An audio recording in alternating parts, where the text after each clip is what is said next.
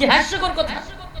আল্লাহর আইন, আল্লাহর বিধান, জমিন আল্লাহ, বান্দা আল্লাহ, আইনও চলবে কার? এই আওয়াজ দেন, আল্লাহর জমিনে আল্লাহর আইন বাস্তবায়ন ফরজে আইন। আল্লাহর জমিনে আল্লাহর আইন বাস্তবায়ন ইম্মা শরিয়া ওয়া ইম্মা শাহাদা, হয়তো শরীয়ত নয়তো শাহাদাত। ইনশাআল্লাহ আমরা শরিয়া প্রতিষ্ঠা করব ইনশাআল্লাহ। শরিয়া বিরোধী যারা বক্তব্য দিবে, যারা কথা বলবে, সে আমার দলের হোক, আমার নেতা হোক, আমার নেত্রী হোক, কোরআনের বিরুদ্ধে, শরীয়তের বিরুদ্ধে বক্তব্য দিলে আমিও তার বিরুদ্ধে। বলেন না, আমিও তার। আমি মুমিন, আমি শরীয়তের পক্ষে, আমি মুমিন, আমি কোরআনের পক্ষে, আমি আল্লাহর পক্ষে, ইসলামের। তো দুইটা নিউজ দিলাম। একটা হলো যার বয়ফ্রেন্ড আছে সে ভালো পরীক্ষা দিতে পারতেছে। আরেকটা কি, যার স্বামী ডিভোর্স হয়েছে, পরীক্ষা অবস্থায় সে পরীক্ষার আগে বিয়ে করতে রাজি ছিল না, তার পরীক্ষা খারাপ হয়েছে, এমনকি সে যে পরীক্ষা দিতে পারবে এটাই বুঝতে পারতো না। সমাজকে মেসেজ দিতে চায়, তোমরা যত পারো জিনা করো কিন্তু বিয়েটা কইরো। কত নাটক, কত টেলিফিল্ম, কত কিছুর মধ্যে ইউটিউবে, ফেসবুকে ছোট ছোট ভিডিও ক্লিপ বানায়া যুবকদেরকে বিয়ের ক্ষেত্রে ভয় ধরাইয়া দেওয়া হচ্ছে। বিবাহ কত সমস্যা, এই সমস্যা সেই সমস্যা, বিয়ে নিয়ে কত ধরনের ফান, বউ এই ঝামেলা তৈরি করে, ওই ঝামেলা তৈরি করে। আরে বেটা, তুই এই ভিডিও দেখা হতাশ হয়ে যাস, বিয়ে করলে না জানি কি হয়। একটা বউ সামলাইতে না পারলে তুমি বেটা কিরে পুরুষ? একটা বউ যদি সামলানোর মতো যোগ্যতা না থাকে, আর্থিকভাবে, শারীরিকভাবে, কিংবা মানসিকভাবে, কিংবা জ্ঞান দিয়া, মেধা দিয়া, আপনি তো পুরুষই না। তাইলে আপনি ওই নাটক, ভিডিও ক্লিপ, এটা সেটা দেখা পশ্চিমে কিন্তু বিবাহকে প্রচুর ভয় পায়। এমনকি পশ্চিমের এমনও আইন আছে, আপনি বিবাহ না কইরাই শুইবে নাকি কাটে থাকবে নাকি বাড়িতে বাসা নিবেন, 2-3টা বাচ্চা হওয়ার পরে মেসি, রোনালদো, নেইমারের মতো সিদ্ধান্ত নেবেন, এবার আমরা বিয়ে করব। কি করব? বাচ্চা কয়টা? হ্যাঁ, বাচ্চা কয়টা? এখন তারা সিদ্ধান্ত নিচ্ছে, তারা বিয়ের পিড়িতে বসবে। এতদিন পর্যন্ত মাখামাখি, একসাথে থাকি কিছু হইয়াও তারা বুঝতে পারে নাই। দীর্ঘ 3টা বাচ্চা হওয়ার পরে বুঝতে পারছে যে হ্যাঁ, আমরা একে অপরের সাথে মানানসই। হ্যাঁ, আবার এদেরকে আইডল মানে আমাদের দেশের পোলাপান। আস্তাগফিরুল্লাহ। এই বলেন না আস্তাগফিরুল্লাহ। আল্লাহ, তওবা করতেছি। এই মেসি, নেইমার, রোনালদো, এদেরকে আমরা, এই যুবকরা বলো, মেসি, নেইমার, রোনালদোকে আমরা কোনোভাবেই আইডল মানি না। আমাদের আইডল মুহাম্মদুর রাসূলুল্লাহ সাল্লাল্লাহু আলাইহি ওয়াসাল্লাম। আমরা তার অনুসারী, আমরা রাসূলকে ভালোবাসি, আমরা তার অনুসরণ করি। ওই জাহেল, ওই জালেমরা যারা 2-3টা বাচ্চা পয়দা করে বিবাহের সিদ্ধান্ত নেয়, যেই জালেমরা ইসরায়েলের পক্ষ নেয়, যেই জালেমরা মুসলমানদের বিরুদ্ধে অবস্থান নেয়, আমরা তাদের অনুসারী। এবার আরেকটা গুরুত্বপূর্ণ তথ্য দিই। কিছুদিন আগেও সমকামিতা তো আমাদের গ্রাম অঞ্চলে এতটা বুঝবার কথা না। সমকামিতা বুঝেন? লিভ টুগেদার বুঝেন?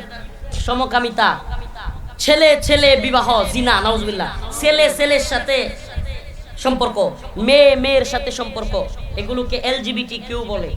কোনটা LGBT, কোনটা গে, এক একটা এক এক ধরনের, লেসবিয়ান, ট্রান্সজেন্ডার, এগুলো নতুন করে বাংলাদেশে আমন্ত্রণ করবার চেষ্টা করতেছে। এই শর্টকাটটাই সমকামী সরকার। এই শর্টকাটটারে আমি বলি সমকামিতার সরকার। কেন? কারণ এরা বাংলাদেশের সমকামিতা প্রমোট করবার চেষ্টা করতেছে। কথাটা শুনেন কিভাবে। আগে 10টা বছর আগে বিভিন্ন বিশ্ববিদ্যালয়ে কোনো মেয়েকে যদি পেছন থেকে, আরে বাবা চাচারা কথা বুঝতেছে না, আর ভালো লাগতেছে না, ছেড়ে দিব, আচ্ছা শেষ ইনশাআল্লাহ, আর 5 মিনিট ইনশাআল্লাহ। শুনেন, LGBTQ এমন এক মহামারী যে পিছন থেকে একটা মেয়েকে যদি আগে জিজ্ঞেস করা হইতো আপনি কি সমকামী, মানে আপনি কি মেয়ে এই ধরনের সম্পর্কে জড়াইতে চান, পিছনের বেঞ্চ থেকে কোনো যুবক যদি বলতো, এই 10টা বছর আগেও, 5টা বছর আগেও ওই মেয়েটা জুতা নিয়ে পিছনে বাড়ি মারতো, রাইট? বাট আবার এগুলো কস। কিন্তু এখন বর্তমানে ঢাকা শহর, ময়মনসিংহ, বিভিন্ন শহরগুলোতে বিশ্ববিদ্যালয়গুলোর এমন অবস্থা যে এখন যদি কোনো ছেলে কোনো মেয়েকে বলে তুমি কি সমকামী, ওই মেয়ে পিছন দিকে তাকায় মুচকি হাসি দিয়ে, না আমি এমন না। দেখেন পরিবর্তনের জায়গাটা আপনি লক্ষ্য করছেন? কিছুদিন আগেও এই সমকামী কাউকে বললে জুতা দিয়ে মারতো, এখন মুস্কি হাসি দিয়া বলে না আমি এমন না। এই মানসিক পরিবর্তনটাই পশ্চিমারা চায়। পশ্চিমারা এই জাতির সামনে মাঝে মাঝে এলজিবিটি, মাঝে মাঝে কোরআনের পুরাইয়া, কোরআনকে অবমাননা কইরা, মাঝে মাঝে আল্লাহ রসুলের নাউজুবিল্লাহ গালি দেওয়ায়া বিভিন্নভাবে মুমিনদের অবস্থান দেখতে চায়। মুসলমানরা ও কথা গায়ে লাগতেছে, কষ্ট পাচ্ছেন?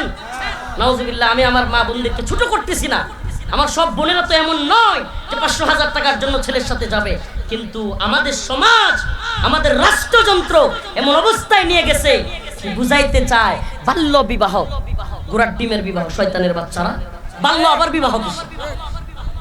যেগুলো বাল্য বিবাহ আবির্ভাব করছে শেখ হাসিনার সময় সবচাইতে বেশি, বিগত 16 বছর 17 বছরে বাল্য বিবাহ জব্বা, বাল্য বিবাহ নিরোধ আইন করছে। বাল্য বিবাহ যারা বাধা দিছে ইউনুদেরকে পুরস্কার দিছে, ওসিরে পুরস্কার দিছে, কাজীরে পুরস্কার দিছে। যেই কাজী এই বিবাহ পড়াইছে 18 আগে তারে জেলে নিছে। হাসিনা এমন পর্যায়ে নিছে যে বাল্য বিবাহ নাম দিয়া 18 আগে কোনো মেয়ে, 21 আগে কোনো ছেলে বিয়ে করলে না জানি এটা কত বড় অপরাধ।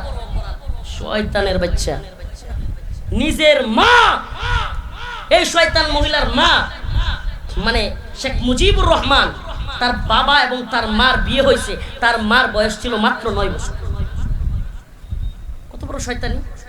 একদিকে কয় বাল্য বিবাহ, আবার কি সমাজের মধ্যে একটা মেসেজ দিছে বাল্য বিবাহ হইলে, তার গর্ভ থেকে সন্তান হইলে সেই সন্তান মেধা কম হয়, পুষ্টির কম হয়। ফজিলাতুন্নেসা শেখ মুজিবের যে মা, হের গর্তে এক পিস হইয়া, এটার কি মেধার কমতি ছিল, শয়তানির কমতি ছিল, পুষ্টির কমতি ছিল? এই পুষ্টির কোনো কমতি ছিল? এক পিস হইয়া এই পুষ্টির অভাব হয়েছে। এটা 80 বছর বয়স, এখনো ব্লাউজ টাউজ লাগাইয়া মনে হয় যে তাগড়া যুবতী।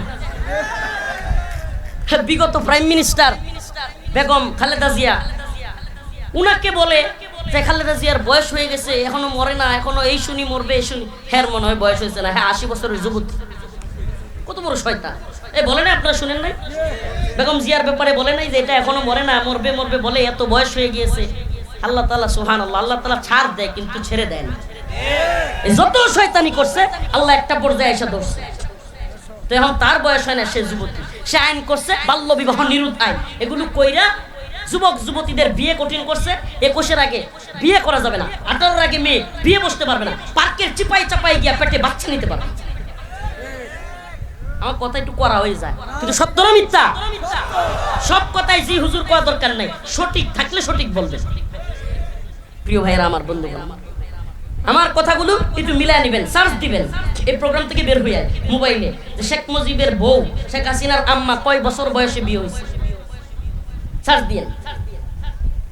তো এরাই বাল্য নিরোধ আইন করছে। আবার তার সময় আরেকটা আইন করছে, মনে আছে কিনা আপনাদের? মাইকিংও করতো, একটা সন্তান হলেই ভালো হয়, 2টার বেশি আর নয়। বলতো কি বলতো না? আবার তার ভাই শেখ রাসেলের জন্য কান্দে, আরে তুমি আইন বানাইলা একটা হলে ভালো হয়, 2টার বেশি আর নয়, তো শেখ রাসেল তো 9 নাম্বার, তো 2টাই যদি ভালো হইতো তাইলে তো তোমার ভাই এগুলো থাকতোই না, কান্দো কে? নাউজুবিল্লাহ। এই কথাগুলো মনে নিয়েন না, কষ্ট নিয়েন না, কথাগুলো বলতে বাধ্য হচ্ছি। এরা আইন করে, এরা সিস্টেমের ভিতরে, এই মানব রচিত সিস্টেম হলো এমন শয়তানি সিস্টেম, ওই যে স্যারের মতো কইলাম না যে এই যে নিষেধ সমস্যা, এটা যতই আমরা সমান করতে চায়, যতই ভালো করতে চায়, ততই মন্দ করে। মানে এটা করতে চায় কি? রান্দা যদি নিষেধ দেয়া ফুটা থাকে, রান্দা যদি নিষেধ দেয়া তেরা বেকা থাকে, যতই সোজা করতে ডলবে তত আরো কি হবে? এই মানব রচিত তাগুতি সিস্টেম, আব্রাহাম লিঙ্কনের গণতান্ত্রিক সিস্টেম, যেই দলই চায় ভালো করতে আরো হয়ে যায় খারাপ। কথা মনে বুঝেন নি প্রিয় ভাইরা আমার? এই জন্য আল্লাহর বিধান আল্লাহ জানতেন কত বছর বয়সে বিয়ে করলে, কখন বিয়ে করলে সন্তান জন্ম নিতে ভালো হবে, কখন বিয়ে শাদী হইলে ভালো হবে, কখন বাচ্চা নিলে ভালো হবে। যে সৃষ্টি করতে সেই ভালো জানে, ঠিক কি ঠিক না? বলেন না ঠিক কি ঠিক না? এই যে বক্সটা নিয়ে বসে আছে এরা, একবার ইকু দেয়, একবার রিবাব দেয়, কিংবা বিভিন্ন অনেকগুলো ছোট ছোট ইয়া। আচ্ছা বলেন না, এখানে যে কেউরে যদি লাগাইয়া দেওয়া যায়, ইকু কোনটা, রিবাব কোনটা, সাউন্ড কম কোনটা, বাড়বে কোনটা, আপ ডাউন কিভাবে করে, কোন মাইক কোনটা, কেউ কিছু বুঝবে? জিজ্ঞেস করি, বুঝবে? কিন্তু যে এখানে এটা নিয়ে বসে আছে কিংবা যে এটা বানাইছে, সে ভালো বলতে পারবে কি পারবে না? বলেন না, পারবে কি পারবে না? সুবহানাল্লাহ। আমগরে বানাইছে কেডা? আমগরে বানাইছে আল্লাহ। আমরা কবে বিয়ে করলে ভালো হইব এটা বালা জানে হাসিনা। কি হাস্যকর কথা না? আমগরে বানাইছে আল্লাহ, কবে বাচ্চা নিলে ভালো হইব এটা আল্লাহ জানে না? জানে কেনা? জানে কেন? ডক্টর মোহাম্মদ রাত্রে শুয়ে আছে, রাত্রি 2টার সময় কিছু গুন্ডা টাইপের 3-4টা, একটা হলো আওয়ামী লীগের এক মেম্বার, 2-3 বারই নাকি আওয়ামী লীগের মেম্বার ছিল, সেই মেম্বারের পোলা পলাশ নাম, আরেকজন হলো স্থানীয় ছাত্র দলের, বিএনপির ছাত্র দলের স্থানীয় সাধারণ সম্পাদক ইউনিয়নের আরেকটা, এই 2-3টা মিলে ওই ইমাম সাহেবকে রাত 2টার সময় ঘুম থেকে তুলছে মসজিদের পাশে হুজুরের রুম থেকে, কামরা থেকে তোলার পরে হুজুরের কাছে 15,000 টাকা চাঁদা চায় ঘুমতে তুইলা। চিন্তা করছেন আপনারা? শুনেন নাই কেউ? এখন তো এটা জাতীয় নিউজও হচ্ছে। তো রাত্রি 2টার সময় ইমাম সাহেবের তুইলা 15,000 টাকা চায় চাঁদা। হুজুরে প্রথমে দায়িত্ব তুলছে হয়েছে মোটরসাইকেল রাখবে, বলছে মোটরসাইকেল রাখবে, এগুলো বইলা উঠাইছে। তো হুজুর যখন না করছে দিবে না, হুজুর যখন একটু আসছে তখন কয় তুই কার্বেটিরে লইয়া মসজিদে তাওস। চিন্তা করছেন? ডিরেক্ট জায়গায় পড়ছি, কয় যে এটা কি তোর বউ? আপনি বের হন, আপনি কি হুজুরের বউ? দেখেন নাউজুবিল্লাহ, মানে ক্ষমতা থাকলে কি করে। এরপরে হুজুরের ডাইকে নিয়ে আসছে, হুজুরের স্ত্রীর তাই না উড়না পর্যন্ত খুলে ফেলছে, পর্দা ভেঙ্গে হুজুরের স্ত্রীর নাউজুবিল্লাহ স্পর্শকাতর জায়গায়, বিভিন্ন অঙ্গ প্রত্যঙ্গে স্পর্শকাতর জায়গায় আঘাত করছে। কত বড় বদমাশ, কত বড় কুলাঙ্গা। তারপরে হুজুরে আঘাত করছে, হুজুরে এক পর্যায়ে মাপ চাইছে যে ভাই আপনারা এই এলাকার মানুষ, আমার এত বড় ক্ষতি করেন না, মানে নাই। পরে এই 2-1টা ছাত্র ছিল মাদ্রাসার, এদেরকে পর্যন্ত চর মারছে, টাকা পয়সা পায় নাই, রাগারাগি কইরা হুজুরের স্ত্রীর দিকে খারাপ নজর দিছিল। এরপরে যখন মানে বুঝছে যে পরিস্থিতি ভালো না, ছাত্র আছে, হুজুর আছে বা অন্য আরো 1-2 জন চলে আসছে, তখন চলে গেছে। চিন্তা করেন কত বড় কুলাঙ্গার। এখন বলেন যে এদের বিরুদ্ধে আমাদের বক্তব্য কথা আর এখানকার কথা দুইটা কি একরকম হবে? আল্লাহর কোরআন ডেনমার্কে, সুইডেনে, নরওয়েতে আল্লাহর কোরআন অবমাননা হলে বাংলাদেশে আমরা গর্জে উঠি, রাজপথে আন্দোলন করি। অথচ সেই মহাগ্রন্থ আল কোরআন ঢাকার নর্থ সাউথ ইউনিভার্সিটিতে, এত বড় একটা বিশ্ববিদ্যালয়ে দিনে দুপুরে কোরআন সেইয়া ভিডিও করে নাউজুবিল্লাহ পায়ের নিচে রাখে। আপনারা এই ভিডিও হয়তো দেখছেন, কোরআন পায়ের নিচে রাখে, আবার ভিডিও করে, আবার নিজের ফেসবুক আইডিতে দেয়। জিজ্ঞেস করতে মনে চায়, আমাকে বলেন ওই ইস্যুতে আলোচনা বক্তব্য আর এখানকার আলোচনা দুইটা কি এক হবে? কখনো নয়। বরং ওখানকার আমাদের বক্তব্য ক্লিয়ার ছিল। আপনারা আইনের কথা বলেন, আমরা দেখছি বিগত জালেম হাসিনার সময় কেউ ফেসবুকে আল্লাহর রাসূলরে নিয়া কিংবা ইসলাম নিয়া, কোরআন নিয়ে অবমাননা করলেই শেখ হাসিনা সাংবাদিকদের সামনে এসে গদ বাঁধা একটা বয়ান, সাপের মন্ত্র, সাংবাদিকদের সামনে এসে বলতো তার ফেসবুক আইডি হ্যাক হয়ে গেছে। ভুলে গেছেন আপনারা? ওই নাটক ভুলে গেছেন? কি বলতো? কিছু হইলেই আইডি হ্যাক হয়ে গেছে। আওয়ামী লীগের সময়, শেখ হাসিনার সময় আমরা ইসলাম বিরোধী তৎপরতা দেখলে আইডি হ্যাক হওয়ার নাটক দেখতাম। আর এখন নতুন নাটক শুরু হয়েছে, যেখানেই কোরআন অবমাননা হয় বলে হুজুর ওইটা পাগল, ওটা কি? আমার প্রশ্ন, আপনারা ফেসবুকে আল্লাহর নবীর বিরুদ্ধে, কোরআনের বিরুদ্ধে অবমাননা করলে বলেন আইডি হ্যাক হয়ে গেছে, এখন বলেন পাগল হয়ে গেছে। জানতে মনে চায় কোন পাগল কেন কোরআন অবমাননাই শুধু করে, কেন গীতা, বাইবেল, ত্রিপিটক, অন্য ধর্মগ্রন্থ অবমাননা করে না? আরেকটা প্রশ্ন, পাগলের জায়গা হবে পাবনাগারতে, পাগল কেন নর্থ সাউথ ইউনিভার্সিটিতে অবমাননা করবে? জানতে মনে চায়। যদি এভাবেই চলতে থাকে মনে রাখবেন আল্লাহর কোরআন অবমাননা হইলে হাসিনার মতো আমরা এখনো বরদাস্ত করব না। হাসিনাকে যেমন তখতে তাউস নারায়া দিয়া ভারতে পালায় যাইতে বাধ্য করেছি। এই সময়েও যদি আল্লাহ কোরআন রাসূলকে অবমাননা করা হয়, বাংলার জমিনে তাদেরকেও জায়গা দেওয়া হবে না ইনশাআল্লাহ। রাজি আছেন তো ইনশাআল্লাহ?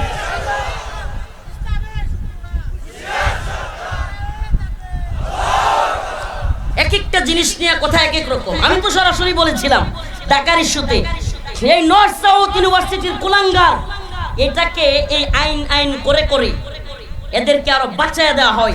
যতদিন পর্যন্ত আমাদের দেশে কোরআন অবমাননা এবং রসুলকে অবমাননার শাস্তি মৃত্যুদণ্ড না হবে, যতদিন পর্যন্ত এই আইন না বাস্তবায়ন হবে, আমরা মনে করব ততদিন এই সরকারগুলো এই অবমাননাকারীদের আশ্রয়দাতা।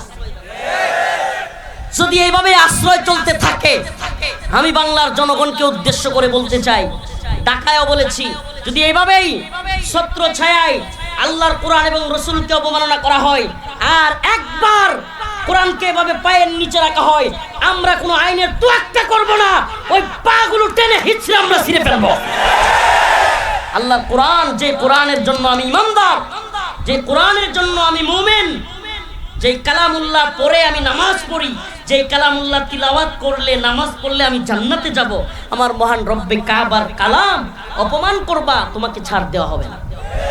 তুমি যেই হও, সরকার কিংবা যারা দায়িত্বশীল তাদেরকে আমরা বলি, আমাদের কথাগুলো শোনার চেষ্টা করবেন। দায়িত্বশীলদেরকে বলি, সাবধান হয়ে যান, পাগল পাগল বলবেন না।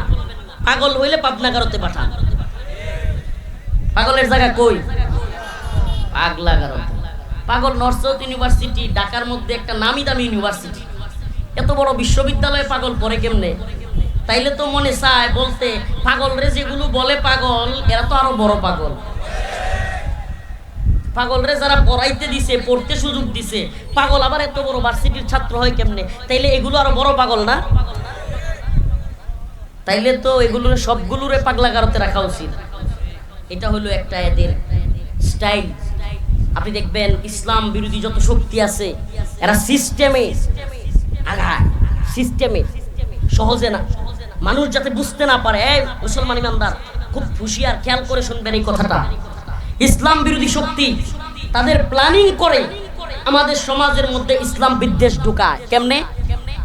আল্লাহ এবং তার রসুলের বিরুদ্ধে কটূক্তি করলে বলে আইডি হ্যাক হয়ে গেছে, তখন মানুষ একটু নরম হয়ে যায় না, যে আইডিটা হ্যাক হয়ে গেছে, তাইলে তো আর সে করে নাই। আবার যখন বলে লোকটা পাগল, তখন মানুষ চিন্তা করে না, আরে পাগলে তো কত কিছুই করে। আমার কথা শুনতেছেন? আপনাদেরকে রিসেন্ট একটা ঘটনা শোনাই, কেউ খেয়াল করছেন কিনা? এগুলো আমাদের খেয়াল করতে হয়, আমাদের জানতে হয়। এই যে কিছুদিন আগে এসএসসির রেজাল্ট দিল না, এই এসএসসি পরীক্ষার্থী কেউ আসো কেউ? এই যে ইন্টার পরীক্ষা গেল, যে আসো, এসএসসি পরীক্ষার্থী, এই যে একজন হাত তুলছে। তো এসএসসি পরীক্ষার রেজাল্ট বার হওয়ার পরে বাংলাদেশে দুইটা মেয়ের সাক্ষাৎকার খুব ভাইরাল হয়েছে, আলোচিত হয়েছে। দুইটা মেয়ে খুব আলোচিত সাক্ষাৎকার দিছে মিডিয়ার সামনে। একটা মেয়ে বলতেছে, একেবারে হাসতে হাসতে সুন্দরভাবে বলতেছে, আমার বয়ফ্রেন্ড আছে, সে আমাকে পড়াশোনায় উৎসাহ দেয়। আমার ওই বয়ফ্রেন্ড, এই বেটা চিৎকার মারিস না বেটা, হারাম কাজ। ঠিক কমন পড়ছে না? খুব বুক ফোলায় আমাদের, আল্লাহ মাফ করুক, হারাম এত নরমালাইজড হয়েছে যে হারামটা বলতে পারা এখন মজা লাগে। শয়তানের সবচেয়ে বড় সফলতা হলো হারাম গুনাহের কাজটাকে এরকম হাসির জিনিস বানানো। আমরা যখন গুনাহের ব্যাপারে হারাম নিয়ে হাসি না, শয়তান তখন খুব খুশি হয় যে আমি সফল। কেন? কারণ আল্লাহ যেটা কবিরা গুনাহ, আল্লাহ যেটা হারাম করছে, এটা নিয়ে আপনি হাসতেছেন, নরমাল করতেছেন, মানে এটাতে আপনার ভয় নাই, ভয় পাচ্ছেন না। অথচ সাহাবায়ে কেরাম একটা হারামের বিষয়ে কথা বলতে, পূর্বেও গুনাহ করেছেন, এগুলো নিয়ে কথা বলতে ভয় পাইতেন। সুবহানাল্লাহ। কেন? না জানি ওই গুনার কারণে আমার আল্লাহ পাকড়াও করে। আর এখনকার যুবকেরা এগুলো বললে মজা পায়। আমি সেই বক্তা না রে বেটা, যারা কিনা গার্লফ্রেন্ড বয়ফ্রেন্ড নিয়ে মজা দিবে, যুবকরাও মজা পাবে, জি জি হুজুর ঠিক ঠিক, আর এগুলো ওই বেটা মার্কা হুজুরগুলো আনন্দ পাবে। শয়তানের দল, আল্লাহ মাফ করুক আমাদেরকে, বলে না আমি, মানে এটা নিয়ে মজা করার কিছু আছে নাকি? হারাম জিনিস তো হারাম, তো হারাম নিয়ে আপনি হাসবেন কিভাবে? আল্লাহর ভয় নেই আপনার মধ্যে। তো এখন আপনিও হারাম নিয়ে, গার্লফ্রেন্ড বয়ফ্রেন্ড কালচার নিয়ে মজার মজার কথা বলতেছেন, পোলাপানেও মজা পাচ্ছে, হাসতেছে। আনাউযুবিল্লাহ, আল্লাহু আকবার। এটা কিভাবে হইতে পারে? হারাম, অবৈধ মেলামেশা, জিনা। যে জিনার কারণে সন্তান আসলে এই যুবকটাই ডাস্টবিনে গিয়ে ওই বাচ্চাটা ফেলে রাখে আসতেছে, এটা নিয়ে আপনি কিভাবে মজা করতে পারেন? ইন্না লিল্লাহ। ওইভাবে কেউ চিন্তা করে না। এখন কি হয়েছে, মেয়েটা হাইসা বলতেছে যে আমার বয়ফ্রেন্ড আমাকে বিভিন্ন কিছু দেখায়া দেয়, উৎসাহ দেয়, এগুলো করে, আর আমার মা বাবাও জানে, আমাদেরকে সহযোগিতা করে। বয়ফ্রেন্ড দেখেন, সে এ প্লাস পাইছে। সে কি পাইছে? এ প্লাস পাইছে। মিডিয়ার সামনে বলতেছে তার এ প্লাস পাওয়ার পিছনে বড় অবদান হলো তার বয়ফ্রেন্ডের।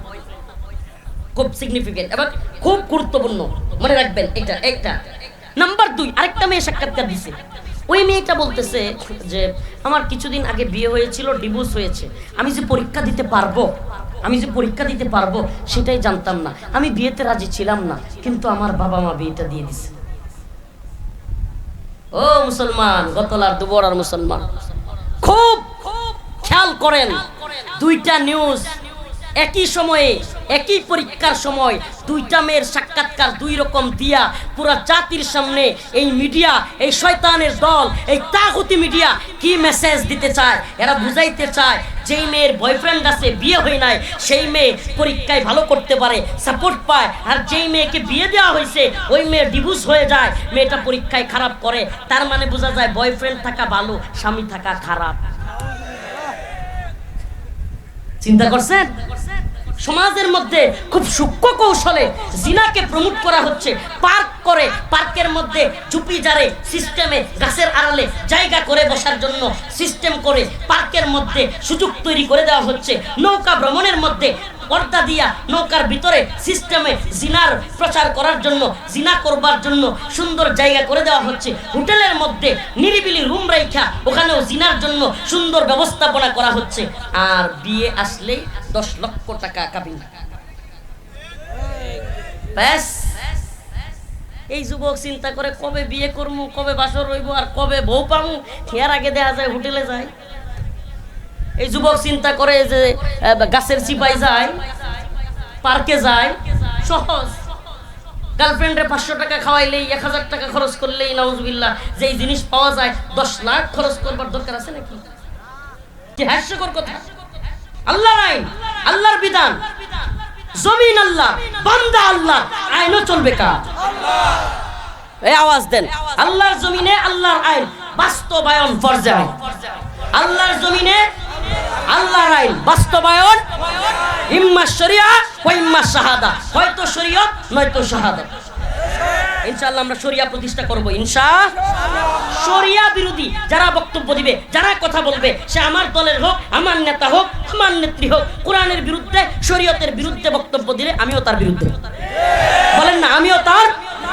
আমি মুমিন, আমি শরীয়তের পক্ষে, আমি মুমিন, আমি কোরআনের পক্ষে, আমি আল্লাহর পক্ষে, ইসলামের। তো দুইটা নিউজ দিলাম।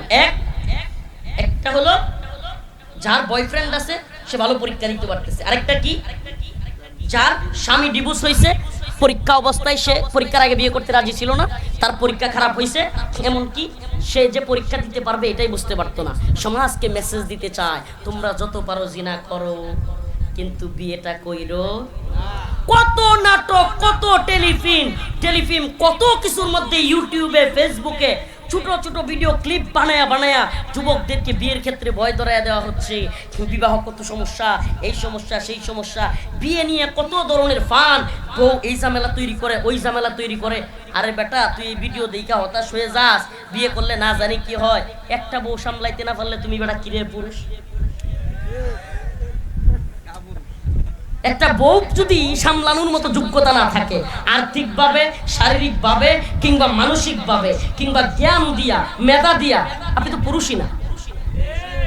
তাইলে আপনি ওই নাটক, ভিডিও ক্লিপ, এটা সেটা দেখা পশ্চিমে কিন্তু বিবাহকে প্রচুর ভয় পায়। এমনকি পশ্চিমের এমনও আইন আছে, আপনি বিবাহ না কইরাই শুইবেন, নাকি কাটে থাকবেন, নাকি বাড়িতে বাসা নিবেন, 2-3টা বাচ্চা হওয়ার পরে মেসি, রোনালদো, নেইমারের মতো সিদ্ধান্ত নেবেন এইবার আমরা বিয়ে করব। কি করব? বাচ্চা কয়টা? হ্যাঁ, বাচ্চা কয়টা? এখন তারা সিদ্ধান্ত নিচ্ছে তারা বিয়ের পিড়িতে বসবে।